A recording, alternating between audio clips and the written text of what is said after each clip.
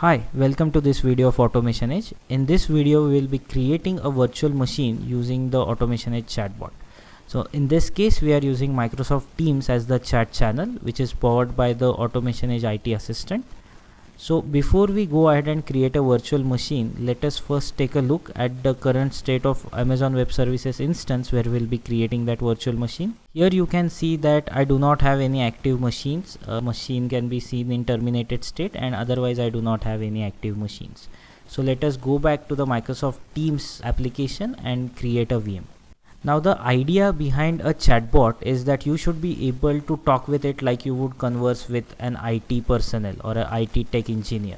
So typically speaking, we would use casual language. So let us try that with the chatbot. Let's start by saying hi. So I'm just going to go ahead and type in hi. As soon as I type my message, the bot receives it and gives the response, "Hey there, how can I help you?"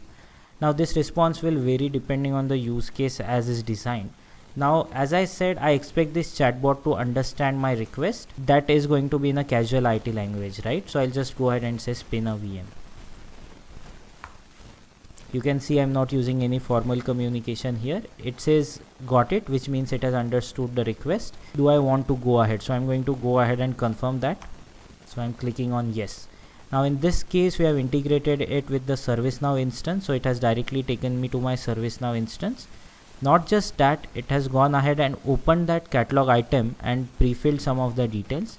Now let's say we will call this as a test VM, and we do not want to give any additional info here. We are happy with this, so let me just go ahead and click on order now.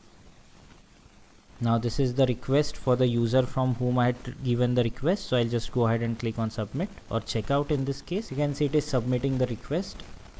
Once it is done, it will create a service request, which we will see now. So this is the service request here. Now if I just click on it, we can see that it is already approved and the service request is 001133.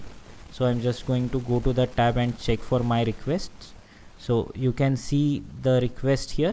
I'll just go ahead and click on this. So the same request number. And you can see if I just click on the task here, you'll be able to see it mentions create a virtual machine in Amazon EC2. So I'm just going to go back. Currently you can see that it is in approved state. Now if I go here and if I refresh this again, you'll be able to see that a machine is being created. So the same name which we gave test VM, it says it is in pending state, which means it is initializing. And if we refresh it now, we'll be able to see that the machine is created. So here you can see that the machine is now in the running state. Now if I go back to this request, you will be able to see that the request is now closed and complete. So as you could see here, without going through the tedious navigation of creating an Amazon EC2 instance, I could just use the chatbot, which seamlessly took me to the ServiceNow catalog page where I entered the required details, and it has created a virtual machine for me in less than a minute. So that's it. Thank you.